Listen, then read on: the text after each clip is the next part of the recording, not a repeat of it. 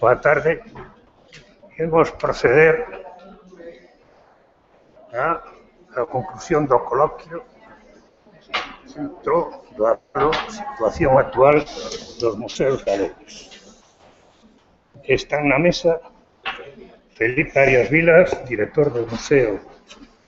do Castro de Viladonga, José Carlos Sierra, director do Museo de Ribadavia, e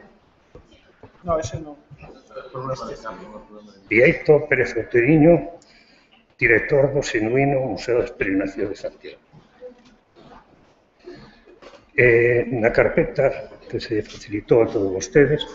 figuraba o texto elaborado polo Consello Galego de Museos sobre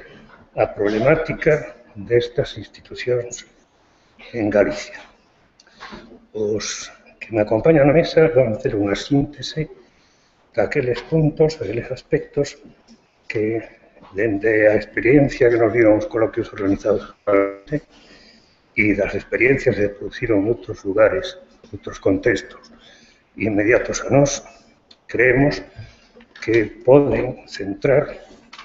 con certa objetividade, ao menos, a todos os problemas que atinxen ao mundo dos museos no noso país, que son abondos e que veñen arrastrados xa desde hai moito tempo, pero que na situación actual entendemos que se está agravando todavía. Ten a palabra, en primeiro lugar,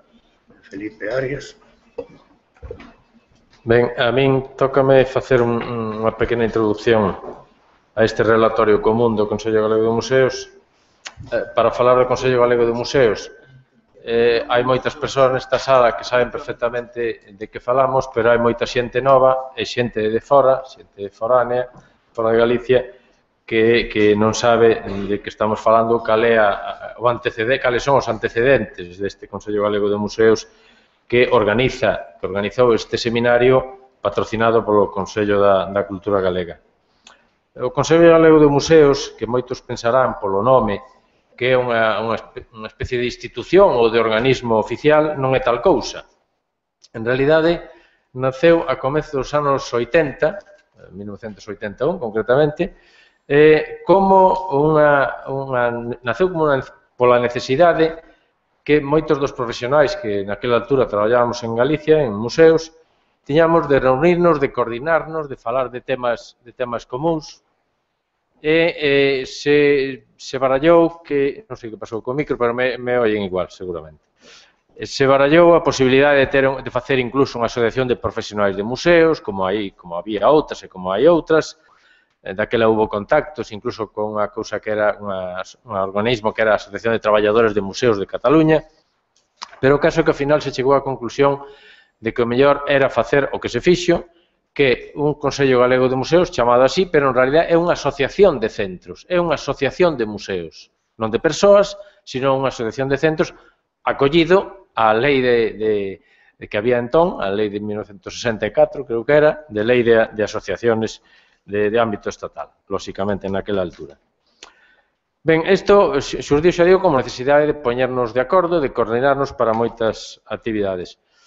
O certo é que empezamos 15 ou 16 museos, entre os cales estaban, hai que decilo, prácticamente os máis importantes no sentido dos que tiñan máis visibilidade pública, de dependencia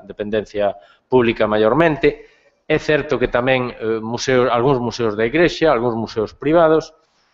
e tivemos, se me repiten a expresión, tivemos un éxito que non preveíamos. Éxito relativo, todo é... Por que digo isto? Porque a partir deses anos, dos anos 81, 82, 83, se estableceu, entre outras cousas, e non é pouco, o costume de ter coloquios galegos de museos aproximadamente cada 2 ou 3 anos, e así se fixeron 10 coloquios de museos, e ademais se produciu unha coordinación entre profesionais e entre centros que chegou a ser motivo de envexa de outras comunidades, mesmo de Cataluña, na que nós, en principio, nos mirabamos, non? Desde Cataluña dicían, non, é que vos tedes uns contactos que nós neste momento non temos. O certo é que, efectivamente, hasta o ano 2008, se celebraron 10 coloquios galegos de museos que tiveron as súas actas, os 3 primeiros reunidas nun só tomo e despois cada tomo coas súas actas, coloquios que reunían a profesionais e a centros de Galicia, pero tamén se enriquecían coa presencia de xente de fora de Galicia, de fora de España e de fora da Península Ibérica tamén. Os coloquios se dedicaban a distintos temas, a veces a un tema, a veces a 2 temas, eran coloquios rotatorios, se viaxou por toda Galicia facendo estes coloquios, que, como digo, tenen todos presentes nas actas que están a disposición de todos vostedes e que están á venda, ademais, porque sería un motivo de ingresos para o Consello Galego de Museos. A cuestión é que estes coloquios e o propio funcionamento do Consello Galego de Museos, que obviamente eran sin afán de lucro, os coloquios se facían gracias ao patrocinio da Administración Autonómica, da Consellería de Cultura, en concreto a Dirección Xeral de Patrimonio Cultural, pero é o ano 2008 cando é o último ano que a Dirección Xeral de Patrimonio Cultural patrocinou estes coloquios e a publicación subseguinte das actas, polo cal, desde o ano 2008 non se celebran coloquios. E, de feito, este seminario que temos nós aquí non quere ser un coloquio máis de museos, aínda que algúns o poidan pensar, senón unha cousa distinta que nos sirve para reunirnos, para falar de temas dos que xa vimos falando, pero non é a continuidade dos coloquios. O digo por se alguén pensa que este é o 11º coloquio galego de museos, que non é como tal. De aqueles 15 ou 16 museos orixinarios, centros orixinarios, se pasou, me parece que 28 ou 29 no momento actual, ahora non recordo a cifra exacta, onde están, insisto, museos públicos, museos privados, museos da Igrexa, que ben é certo que participan mínimamente nas actividades e incluso na presenza. É unha asociación que non paga cuotas, todas as cosas porque os museos non teñen para pagar cuotas, non?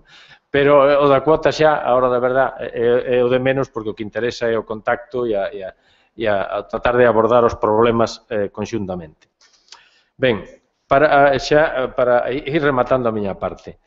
a hora de afrontar este seminario, o Consello Galego de Museos pensou que había que facer un relatorio común, un relatorio do propio Consello, que dera un repaso a estes 3 décadas, a estes 30 anos de vida dos museos en Galicia, e empezamos por unha cousa elemental, e era revisar as conclusións dos 10 coloquios de museos celebrados desde 1981 ao ano 2008. Como todos terán a experiencia, e cando se miren as conclusións de todos estes dos congresos, seminarios, o primeiro que se ve é que as conclusións se repiten, e as peticións se repiten. Ese é un indicio horrible, un indicio fatal de que, efectivamente, non se resolve nada do que se pedía e continuamente, durante 30 anos, se estiveron pedindo, ás veces, as mesmas cousas. Entre outras, precisamente, a existencia dun marco normativo adecuado. Por iso non é casual que un dos bloques deste seminario faga referencia ao marco normativo. Porque unha das primeiras cousas que se pedía no primeiro coloquio celebrado en Santiago do Consello Galego de Museos era un marco normativo adecuado. E nos distintos coloquios sempre aparecía a existencia dun marco normativo adecuado. Xa non entrábamos en si tiña que ser decreto, si tiña que ser lei, resolución ou circular, pero que houbera un marco normativo que se cumprira, como ben decía Paco Fariña antes, e que fora de aplicación, e que realmente impedira que as autoridades vayan a inaugurar centros que non están recoñecidos no censo, por exemplo. Temos que asumir tamén que en todos estes coloquios, en toda a vida do Consello Galego de Museos, que contou co patrocinio da Dirección Xeral, sempre houve autoridades inaugurando, pero, como ben decía alguén pola mañá, desaparecían despois do acto inaugural. Só recordo un que se quedou todo o coloquio para tomar notas. Ben, a elaboración do relatorio entonces partiu da revisión das conclusións dos distintos coloquios e ver como estábamos nos anos 80, como fomos, que é o que hai que introspección hai que facer para ver onde melloramos, onde incluso poidemos empeorar, e agora é do que falarán os meus compañeiros Xosé Carlos Sierra e Bieito Pérez Outeiriño. Calquera dos presentes nesta sala, sexa máis novo ou máis vello, sabe que hai cousas que se melloraron en algúns museos, outras que se empeoraron de forma francamente notable. Houbo incluso museos que desapareceron, citaba eu onte, cando mencionaba o Olimpio Liste, que o Museo do Seira, que era unha das coleccións de referencia no mundo da etnografía, a podemos dar por pechada e a calecanto, como se fora un búnker que quedou ali e non se volve saber del, sirva isto para homenaxear outra vez a Olimpio, e nos asuntos de actividade, nos asuntos de persoal, de conservación, de comunicación, de público, pois ben, calquera pode sacar as súas conclusións, pero nós fixemos este relatorio pensando neso, en revisar que pasou nestes 30 anos de vida do Consello Galego de Museos. Ben, de momento eu non teño nada máis que decir e teñen a palabra os meus compañeiros.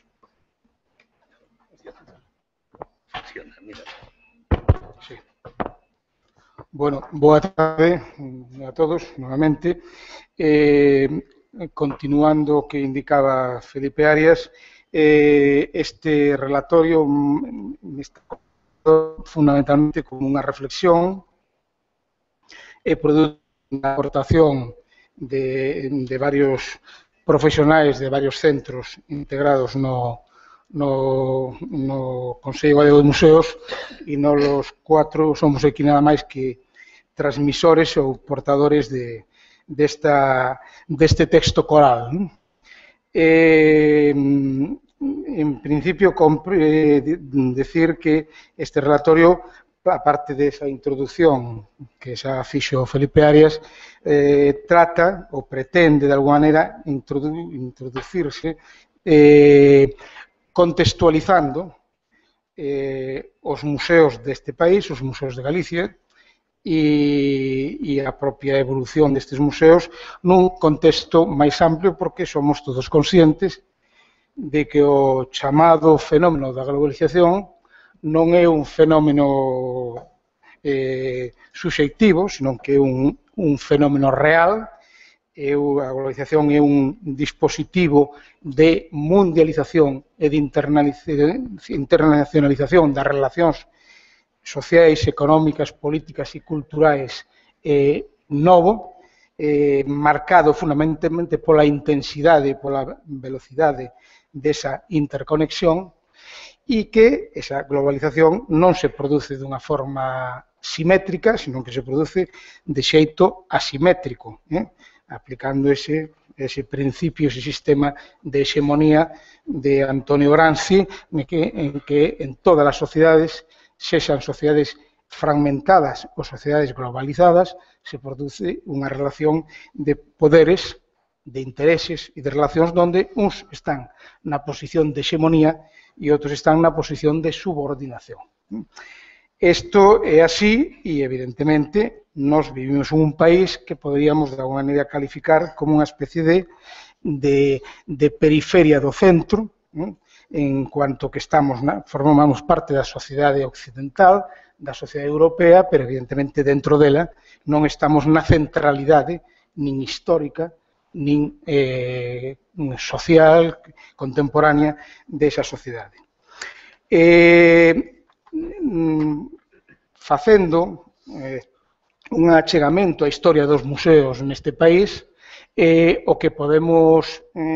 ver con facilidade, non só polos traballos que están publicados, senón por unha mínima observación, é que Galicia non ten unha tradición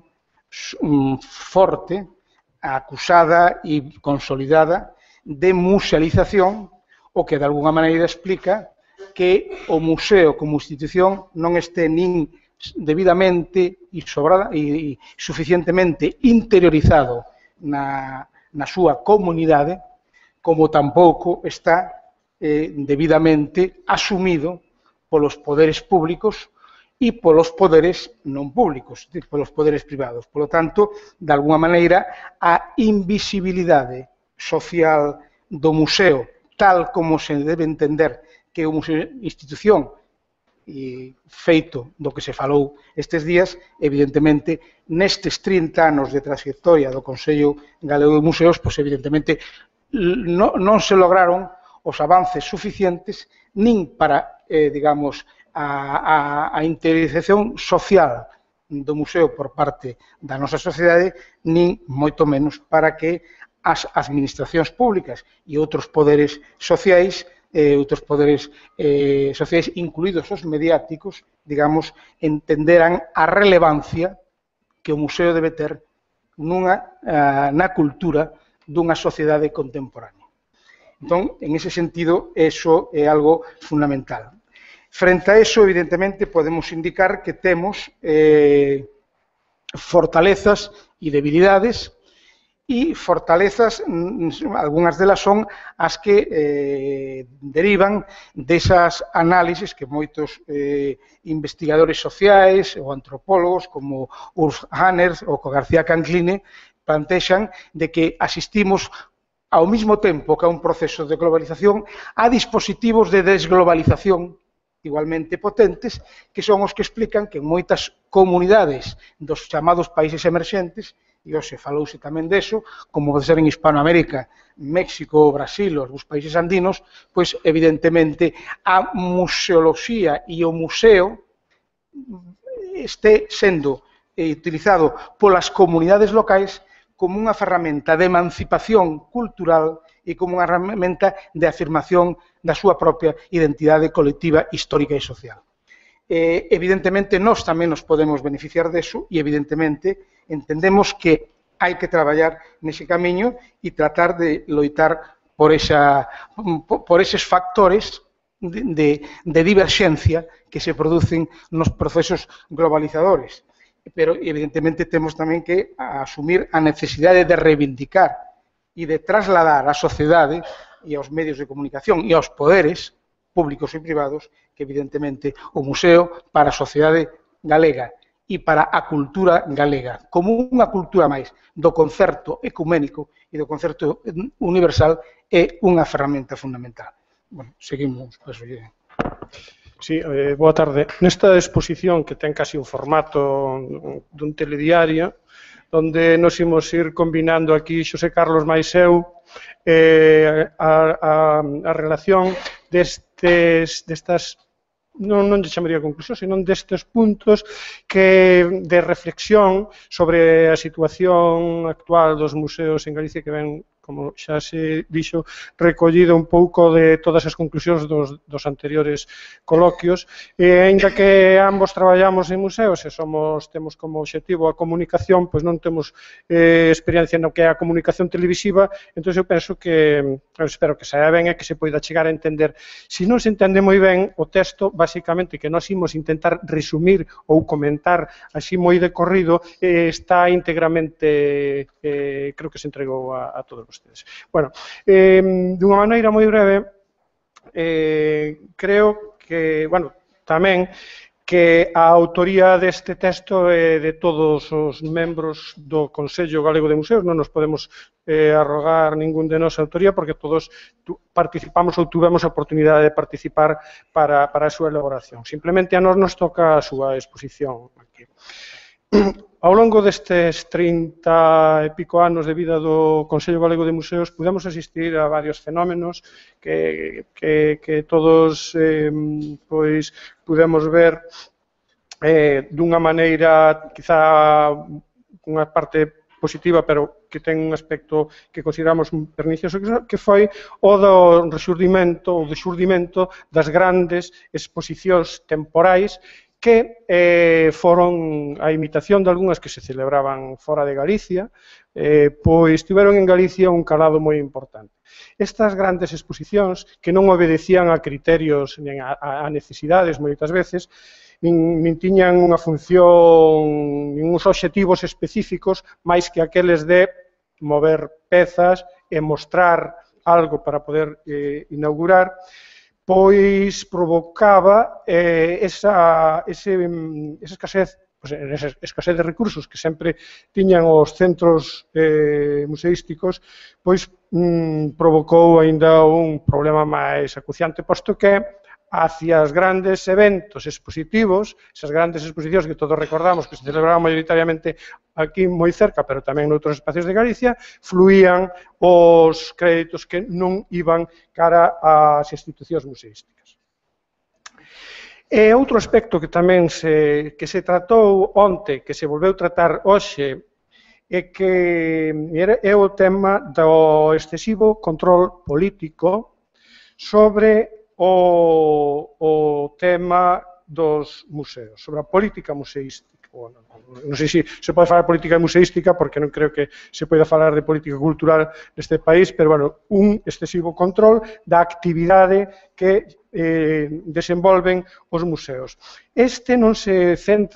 control non se centra exclusivamente, no caso concreto de Galicia, en definir as grandes directrices que deben cumplir os museos, sino incluso na actividade cotidiana en que desenvolven os museos e que corresponderían á dirección ou aos propios técnicos. Incluso, isto xa se comentou tamén aquí outro día, pero é que chega incluso a que é o que hai que dicir fora do museo. Os gabinetes de difusión, os departamentos de difusión do museo perden forza porque serán sustituídos ou son sustituídos polos gabinetes de prensa das consellerías. Ese é un tema que está aivando grandemente a liberdade que teñen os museos e a necesidade de ter esa liberdade para cumplir cos obxectivos que teñen marcados. Da crise. Bueno, outra cuestión da que fala o documento é o tema do concepto de crise, non? Aquí nos plantexamos en que plantexa o Consello Galego de Museos que o concepto de crise evidentemente non debe ser asumido tal como nos lo queren transmitir con esa especie de verdade única no sentido de que a crise é debida a, digamos, a un fracaso do estado do benestar da sociedade do benestar e, polo tanto, das políticas públicas. Senón, debemos entender que, precisamente, a crise é non tanto unha crise, senón un desorden do propio sistema que, de alguna maneira, nos afecta a todos nós e que a cultura ten que recibir a mensaxe imposta de que todo gasto público, de alguna forma, é un gasto negativo, de que, de alguna forma, de que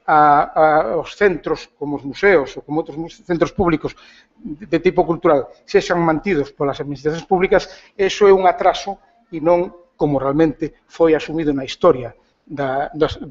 construción da sociedade de benestar como un avance en canto que o dereito á cultura forma parte duns dos dereitos fundamentais de toda a sociedade. Por lo tanto, evidentemente, as crises, que non a crise, que nos transmiten, son unhas crises impostadas, non son unhas crises reais e, polo tanto, debemos denunciar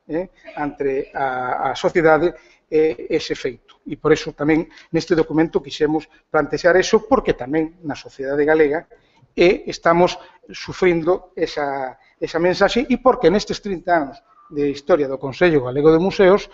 os museos que nunca recibiron os favores das administracións na cuantía en que nunha sociedade de benestar deben recibilo, agora, sin haber tocado, ni siquiera comezado a escalar a ladeira do monte, xa son empuxados novamente cara abaixo e isto, evidentemente, debe ser precisamente analizado, dito e descrito. Tamén hai outro aspecto que se recolleu nesta relación,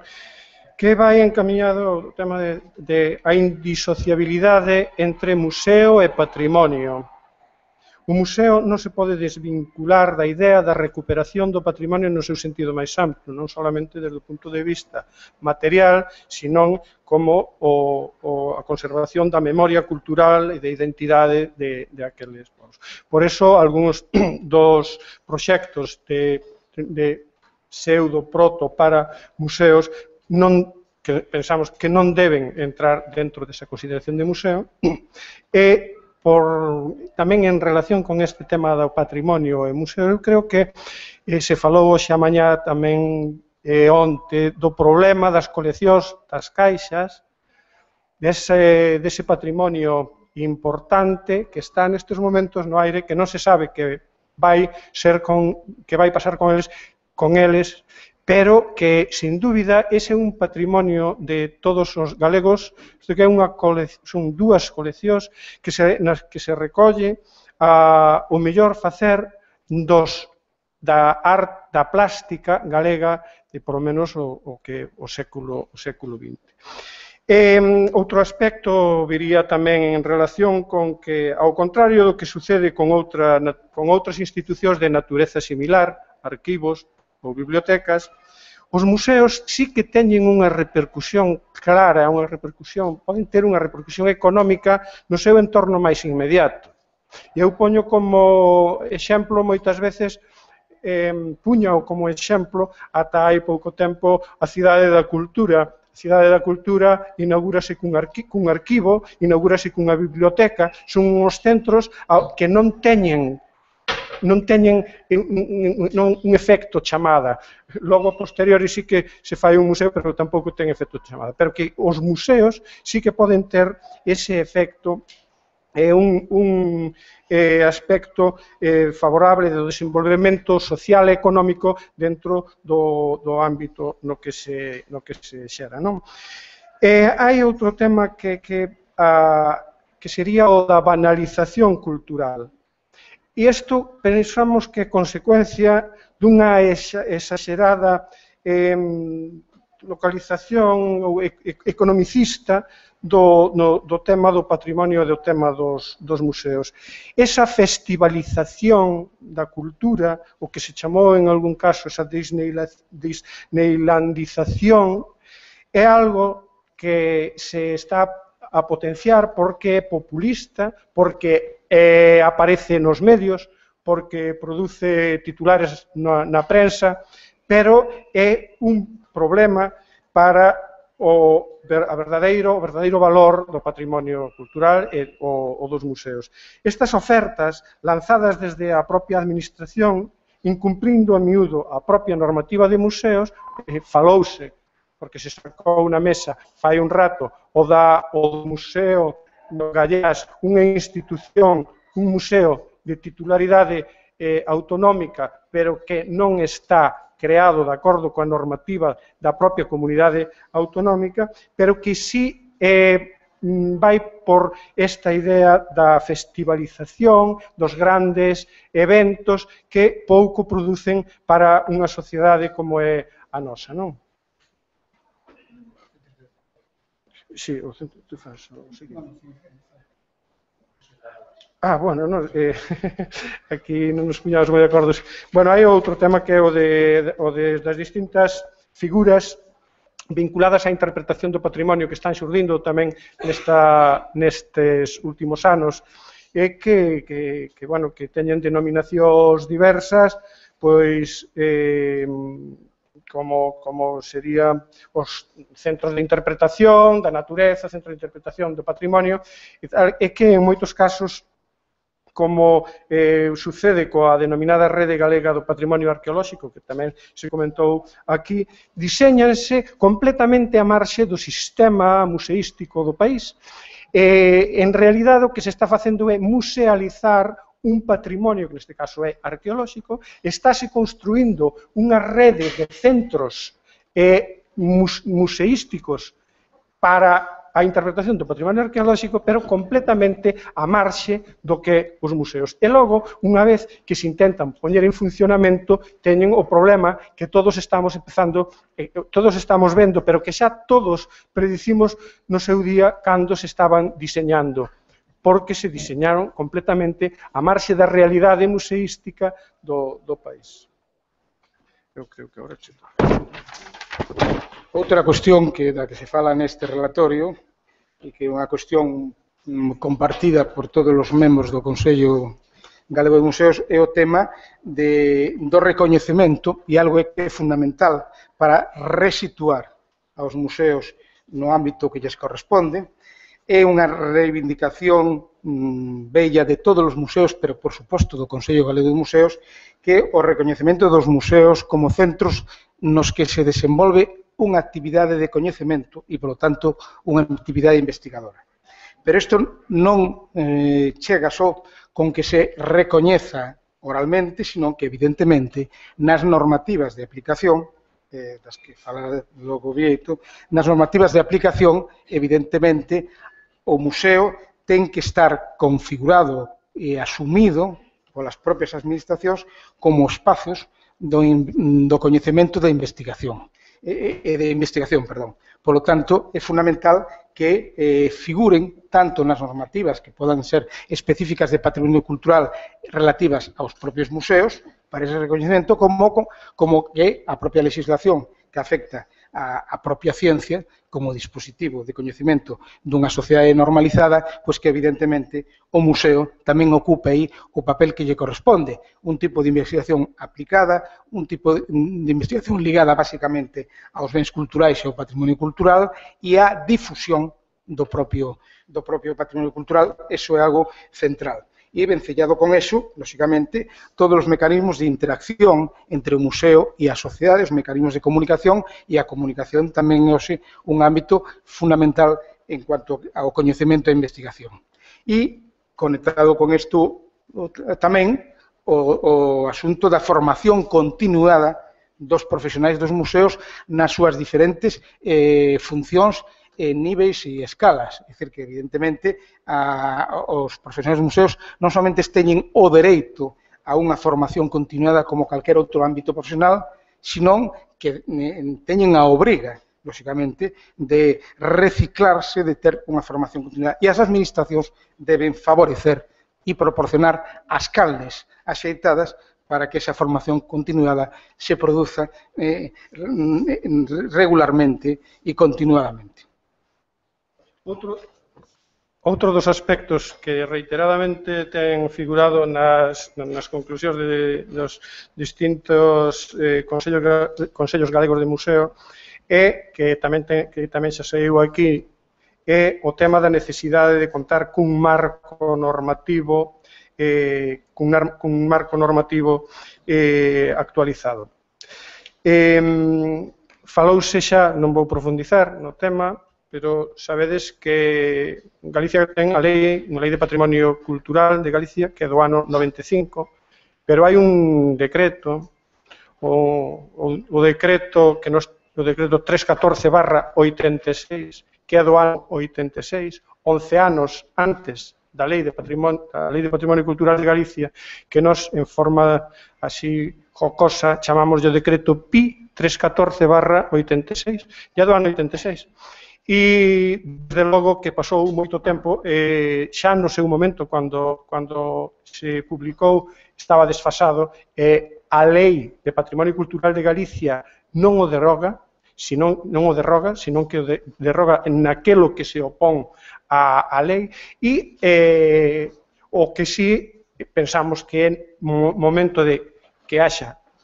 decreto, lei de museos, o mismo dá, pero que solucione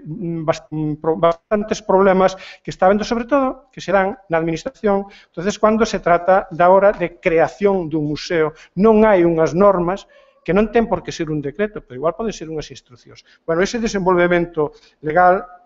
ese desenvolvemento legislativo, pensamos que é necesario, porque estáse dando este desinterés, isto é produto dun desinterés da administración, pero que se ve, aparte de todo tamén, nese incumprimento, que ao que xa fixamos referencia antes, de creación de coleccións e de museos pola propia administración ou da propia administración incumplindo a normativa que é imprecisa, pero que sí está en vigor. Bien, outro aspecto que é tamén importante tratar é o da carencia de dotación de recursos económicos, técnicos, económicos e financeiros. A pesar de que nos últimos anos sí que houve investimento en melloras en algúns dos museos, uns máis que outros, o que sí é evidente é que hai unhas necesidades claras de recursos técnicos, engancharse ao mundo que se nos está vindo encima, non temos que deixar determinados sistemas de xestión e hai que pasar a outros. O mundo virtual, o mundo, pode ser unha ferramenta que se pode utilizar, pero a maioría dos museos non teñen esa posibilidade. E por isto hai que dicilo que a entrada ao século XXI, a maioría dos museos galegos, sobre todo aqueles máis pequenos, os museos comarcais, os museos locais, que están cumplindo unha función básica no zurcido social desta nosa sociedade, pois carecen dos recursos humanos suficientes para poder cumplir cos requisitos ou coas funcións mínimas que un museo ten encomendado polo simple feito de ser un museo. Bueno, antes, hai un momento, falábamos do tema do coñecemento de investigación e entre ese coñecemento de investigación, naturalmente, está o tema dos públicos, dos usuarios e visitantes dos museos que lóxicamente, deben ser comprendidos e analizados e aí tamén neste relatorio hai unha posición autocrítica por parte dos museos que integramos o Consello e que nos lembramos a nós mesmos da necesidade de buscar vías e dispositivos para conectar, para enlazar novamente cos usuarios, co público, tanto co público visitante foráneo como, sobre todo, coas nosas comunidades máis próximas, cos nosos veciños. E en ese sentido tamén plantexamos a necesidade de ser testemunhos dos cambios, dos acelerados cambios que, curiosamente, nos últimos 40 anos, por tanto, casi ao mesmo tempo en que leva o Consello Galego de Museos funcionando, entre 40 e 30 anos, este país, Galicia, sufriu unha transformación acelerada, fonda, profundísima. Outro día Antón Bamonde falou deste asunto, en que de unha sociedade cun equilibrio rural-urbano a favor do mundo rural hasta os anos 60-70 pasou a ser maioritariamente unha sociedade urbana e, polo tanto, a forma de conciliar e de concertar as memorias e as identidades sociais dos actuais habitantes de Galicia ten que, lóxicamente, temos os museos que enfocala de outra maneira. E isto é un tema que nos afecta a todos os museos, independentemente da temática que cultivemos ou da especialidade do museo na que traballamos. Por tanto, entender a sociedade de hoxe e tratar de empatar con ela tamén é un reto, que non somente é un reto das administracións, sino que é un reto tamén noso, dos equipos que conformamos as plantillas dos propios museos. Tamén hai unha preocupación pola necesidade de introducir novas formas de xestión dentro dos museos e buscar, ao mesmo tempo, novas formas de financiamento, sobre todo nos momentos en que se está a vivir. Pero hai que ter tamén cuidado coa introducción desordenada de modelos organizativos propios da empresa privada, que si ten algúns que si se poden ser positivos, pero ten outros que, lóxicamente, van ser moi negativos. Estáse vendo, como xa se dixo tamén, como se prescinde de directivos científicos e técnicos para sustituirse por xerentes ou xestores de recursos económicos que cada vez están tomando máis peso nas direccións, na decisión dos centros sobre cuestións que non lle corresponderían, sobre organización de programacións, etc. Isto levaría un pouco que sería a deshumanización do mundo do museo, a terciarización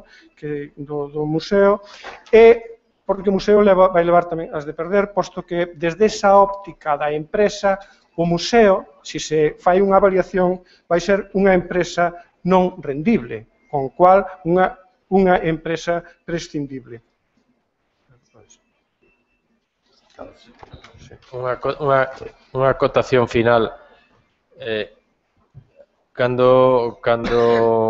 falamos de todos estes temas, cando se fala de recursos humanos, de recursos económicos, de públicos, temos que ter moi en conta onde estamos en Galicia, e xa decía ao comenzo, que o Consello recolle museos moi diversos, moi diversificados. E que quero decir con isto? Que temos que ter presentes que a importancia dos museos non está en función do tamaño, non está en función ni tampouco da trascendencia que nos queren facer ver os medios moitas veces, non? Entón, no Consello Galego de Museos temos exemplos abondos de eso que hai tempos se chamaban os pequenos museos, pero que cumplen un labor fundamental dentro do seu territorio. Se me veñen á cabeza, por exemplo, tres exemplos que eu quero citar. O Museo da Fonsagrada, aquí representado, o Museo de Melide e o Museo da Capela. Son museos pequenos, son, se queremos, coleccións, porque se lles aplicamos a plantilla de museo, mellor non chegarían ao nivel de museo, pero que fan un labor impagable desde o punto de vista patrimonial, desde o punto de vista territorial e, polo tanto, en favor da comunidade. Ao Consello Galego de Museos, creo que falo por todos, nos interesa moito esa diversificación. Non se trata de que todos nos equiparemos aos museos máis grandes con máis recursos e con tropecentas persoas traballando, que non é o caso. Probablemente nos museos grandes acaben solucionando a crise con gardas de seguridade e azafatas, e punto, e externalizando o resto dos temas, e nese momento os pequenos museos seguirán traballando con 1, 2, 3 persoas actuando no territorio, recollendo patrimonio e, polo tanto, facendo que o Consello Galego de Museos sobreviva. Venga, a seguir, ábrese un turno de intervencións sobre a temática que se expuxo aquí alrededor dos problemas dos museos en Galicia.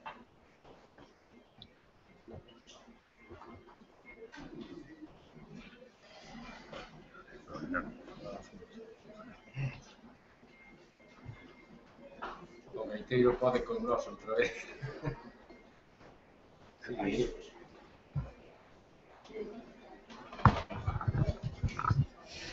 Bueno, boa tarde. Nada, xa estamos rematando estas magníficas xornadas que nos permitiu a todos un pouco coñecernos dende diferentes eidos e xerárquicos e de coñecemento. E, bueno, un pouco máis que nada quería apuntar, porque me parece que non é boa esa perspectiva que en xeral se tende a empresa quérese lucrar e o resto non.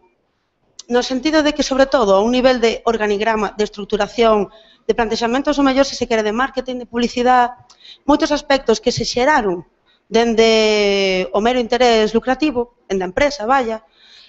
son moi útiles se os intentamos aplicar a outros obxectivos. Se o mellor o noso obxectivo final, en vez de ser cuantitativo, pois é cualitativo, ou é empoderar unha sociedade, ou se se cambian estes obxectivos, sí que creo que é unha moi boa ferramenta. En moitos casos, sobre todo para iso, para que se sexa rentable por un mesmo, non dependendo nin... E, bueno, era máis que nada apuntar iso, a verdade, e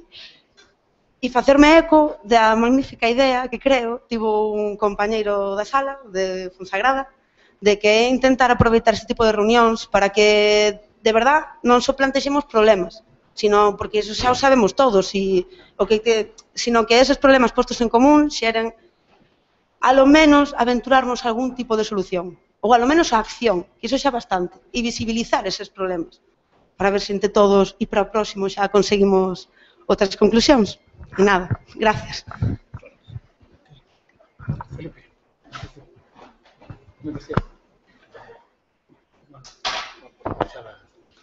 Bueno, gracias pola reflexión, que tomamos nota dela, pero, bueno, na primeira parte, bueno, creo que con ese enfoque podemos estar todos basicamente de acordo, e no último que indicabas, este relatorio non solamente plantexa problemas, o que fai unha reflexión é un balanzo de 30 anos, e o que se destacan son aqueles problemas non resoltos e aquelas solucións que sí poden ser enunciadas. Ora, a solución por parte dos centros só hai unha que, como tú ben decías, o traballo e o compromiso por parte dos profesionais en sacar adiante nas condicións que sexan as institucións nas que operan. Pero, evidentemente, isto non quere dicir que somente cos propios medios humanos, que encima son limitados, se podan, digamos, ofrecer alternativas moi sólidas ao que se nos ven encima, non? E ao que e a herencia que trasladamos, porque eu quero insistir moito no que dicíamos ao principio, de que non estamos falando de unha situación de crise que proceda dunha situación anterior de bonanza. Pasamos dunha situación de, digamos, de moitas limitacións a unha tendencia cara á precariedade. E ese é o tema, que é distinto. Estrutural, o concepto de estrutura e de conxuntura, como sabes, é moi discutible.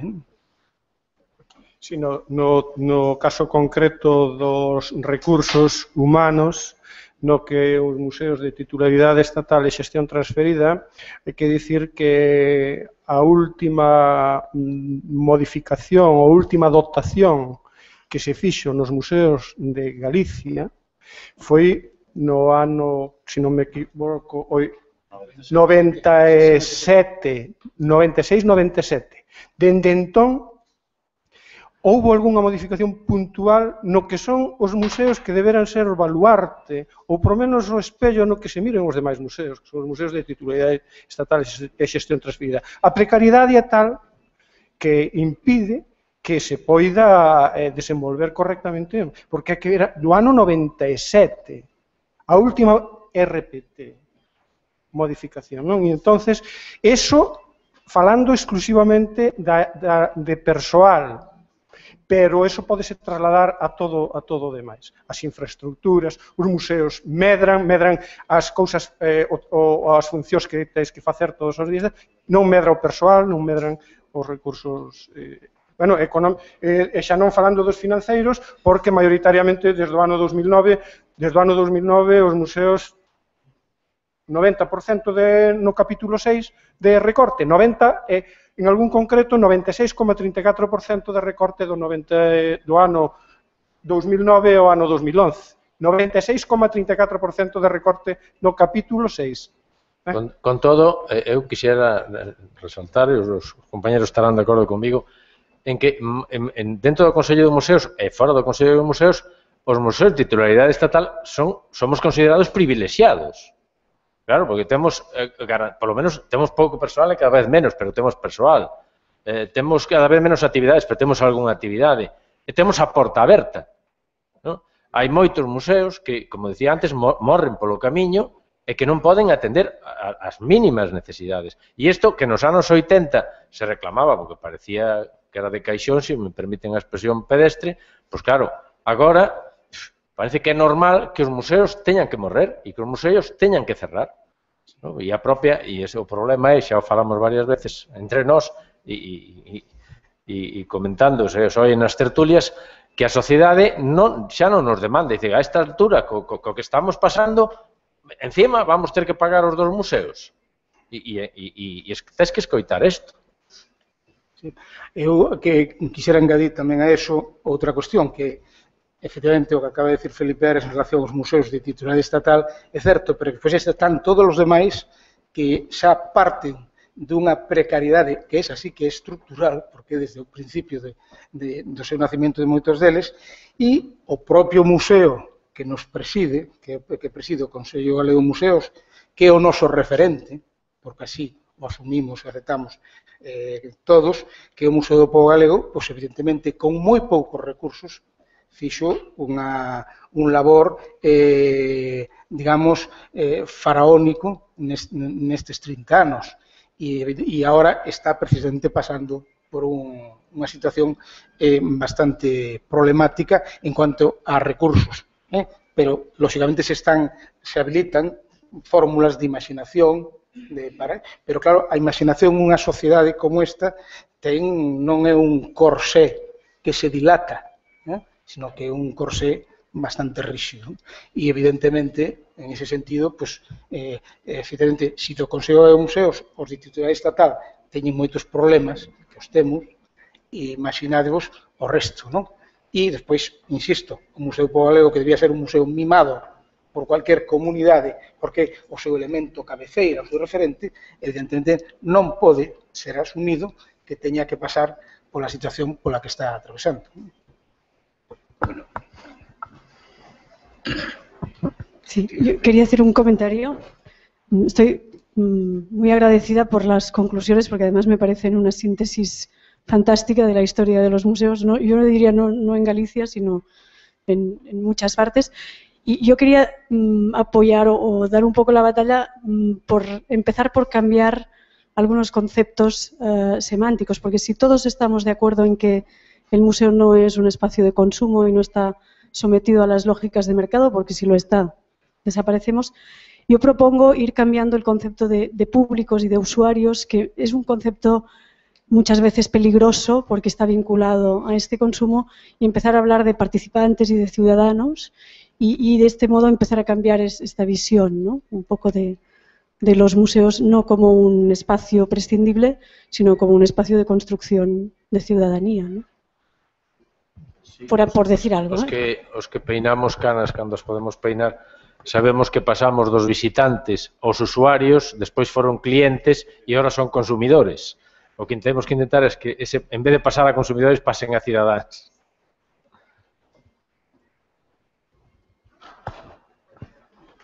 Para quien esté interesado, yo tengo publicado en la revista ICOM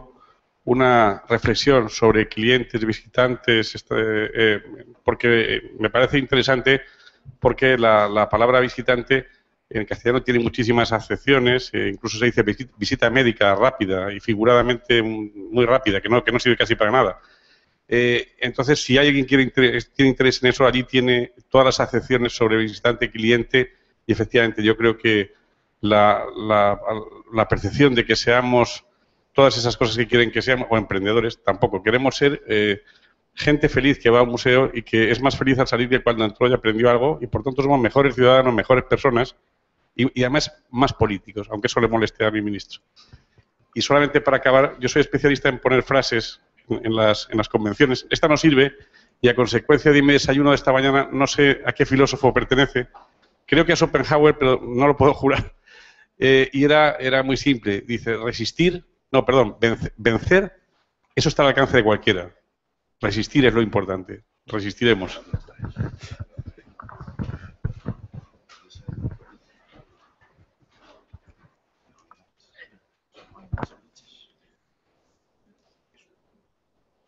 ¿Alguna intervención máis? Bueno, como final,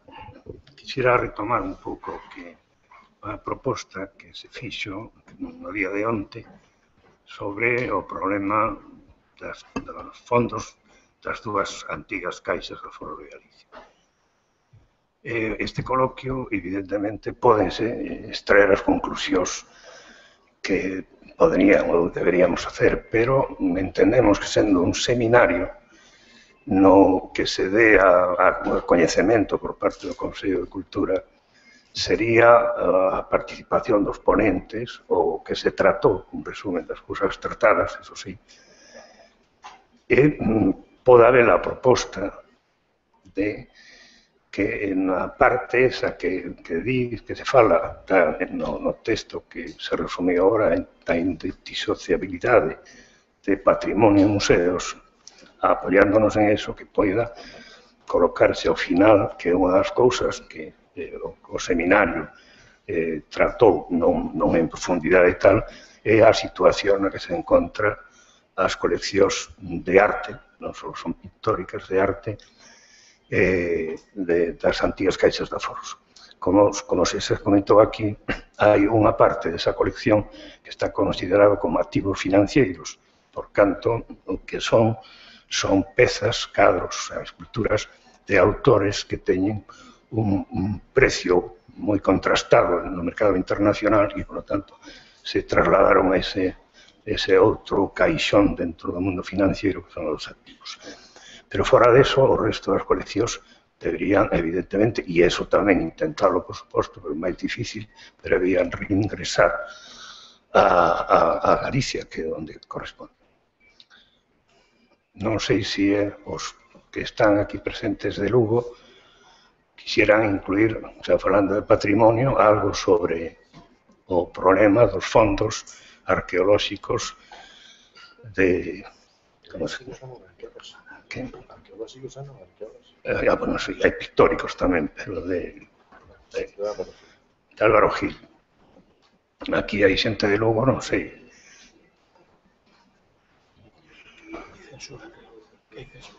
¿Qué?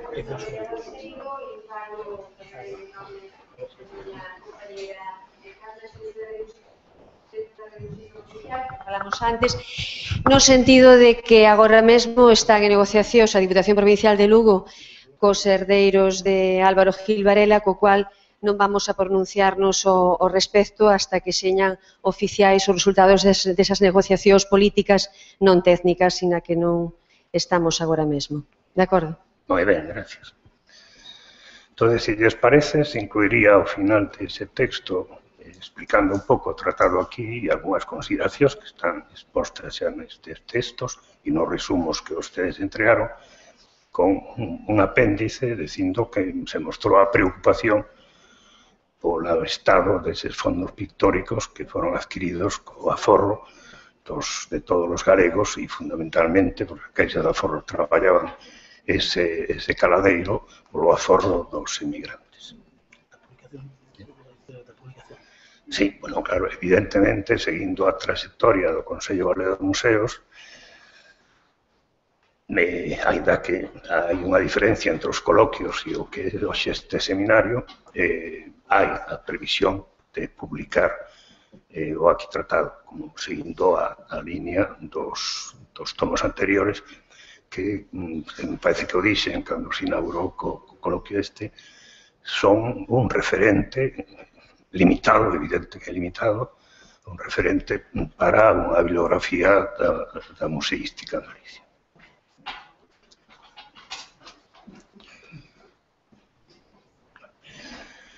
Bueno, agradecéndole a todos vostedes, a súa participación, en primer lugar aos señores relatores, agradecerles especialmente a exposición de coñecementos de interés inmenso para os que traballamos un pouco neste campo no noso país, e a todos os asistentes, por suposto, e agradecer a unha asistencia tan notoria, que non é moito costume para este tipo de temáticas, non? E, sobre todo, e ao final, agradecer ao Consello da Cultura Galega o apoio e a organización deste seminario sobre o estado da museoloxía actual. Moitas gracias a todos ustedes.